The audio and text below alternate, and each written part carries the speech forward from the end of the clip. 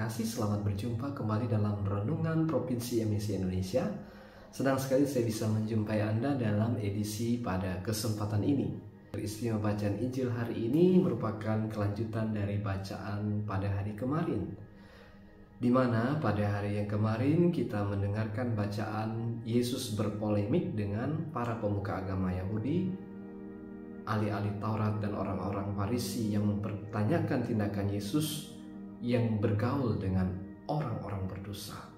Konteksnya adalah pada waktu itu Yesus berjumpa dengan Matius dan memanggil dia untuk mengikuti dia. Matius adalah seorang pemungut cukai, dan setelah Matius dipanggil kemudian mengikuti Yesus, dia mengadakan suatu ucapan syukur.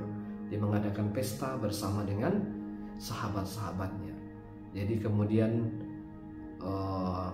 Matius mengundang Yesus untuk hadir di dalam rumahnya, sehingga hal itu menjadi suatu pertanyaan bagi para pemuka agama Yahudi. Tentu terbesit dalam pikiran mereka, kalau ini adalah seorang nabi, mengapa dia bergaul dengan para pendosa?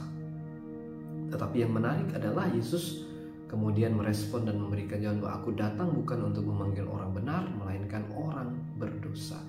Sebab orang sakit yang memerlukan tabib, bukan orang sehat. Jadi dia memberikan analogi seperti itu.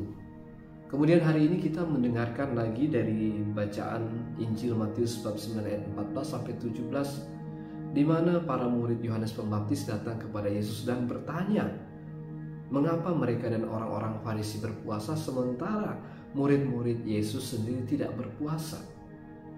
Lalu Yesus menjawab dengan menggunakan perumpamaan tentang mempelai laki-laki. Kemudian dia juga menjelaskan tentang kain penambal yang baru, lalu anggur yang baru. Baik, kita mulai dengan poin yang pertama tentang mempelai laki-laki. Dalam hal ini sebenarnya yang mau diwartakan oleh Tuhan Yesus adalah bahwa kehadirannya sesungguhnya mengubah segalanya. Kehadiran dia di tengah murid-muridnya membawa sukacita dan kebaruan. Jadi selama dia hadir bersama dengan murid-muridnya, maka para murid tentu tidak perlu berpuasa sebagai tanda kesedihan atau penyesalan. Karena apa? Karena dia hadir membawa transformasi dalam hidup kita. Jadi ada hubungannya dengan bacaan pada hari yang kemarin. Kehadirannya membawa transformasi bagi Matius yang dianggap sebagai pendosa, kemudian bertobat menjadi pengikutnya. Jadi kehadiran Yesus sesungguhnya juga membawa perubahan dalam hidup kita masing-masing, di mana kita diajak untuk merespon kehadirannya dengan sukacita dan perubahan hidup yang sejati. Kemudian tentang waktu berpuasa, Yesus juga menjelaskan bahwa selama mempelai laki-laki, yaitu dia sendiri, masih bersama dengan murid-muridnya, maka mereka tidak perlu berpuasa. Apa sih sebenarnya tujuan dari berpuasa? Tujuan dari berpuasa tidak lain adalah supaya orang semakin berfokus kepada hal-hal yang rohani sehingga dia dekat dengan Allah.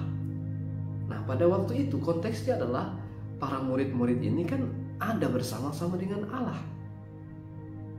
Jadi kalau mereka sedang berada bersama dengan Allah, maka mereka tidak perlu berpuasa, karena tujuan dari berpuasa adalah untuk dekat, untuk selalu ada bersama dengan Allah. Sehingga Tuhan Yesus menegaskan bahwa nanti akan ada saatnya mereka berpuasa ketika dia tidak lagi bersama-sama dengan murid-muridnya. Dan ini juga menunjukkan bahwa apa? Ada waktu yang tepat untuk setiap tindakan spiritual kita, termasuk dalam hal berpuasa. Berpuasa adalah bagian penting dari kehidupan rohani, tetapi harus dilakukan dengan pengertian yang benar, bukan hanya sekedar menjalankan kewajiban. Lalu terkait dengan hal yang berikut adalah kantong baru untuk anggur yang baru. Kemudian kain penambal yang baru untuk kain yang baru. Nah, kebaruan dalam Kristus di sini yang mau ditegaskan Perumpamaan tentang kain penambal yang baru dan anggur yang baru mengajarkan bahwa kebaruan di dalam Kristus tidak bisa dicampur adukkan dengan sistem atau cara yang lama. Kehidupan baru yang diberikan oleh Yesus memerlukan pemahaman dan juga pendekatan yang baru. Ini tentu mengajak kita untuk membuka diri terhadap pembaharuan rohani yang diberikan oleh Yesus dan meninggalkan cara-cara hidup yang lama yang tidak sesuai lagi dengan kehendak Tuhan.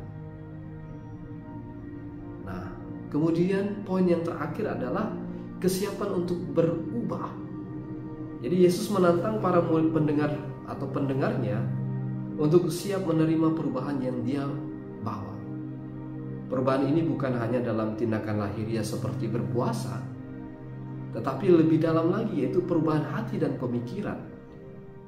Jadi kita di sini diajak untuk siap diubahkan oleh Kristus dan meninggalkan kebiasaan dan tradisi yang barangkali sudah tidak lagi relevan atau yang menghalangi pertumbuhan rohani kita.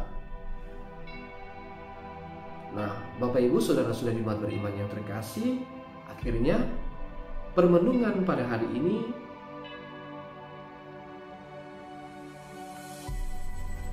mengingatkan kita untuk memahami dan menghargai kehadiran Yesus dalam hidup kita, untuk merespon dengan sukacita dan kebaruan diri, serta siap untuk diubahkan sesuai dengan kehendak-Nya.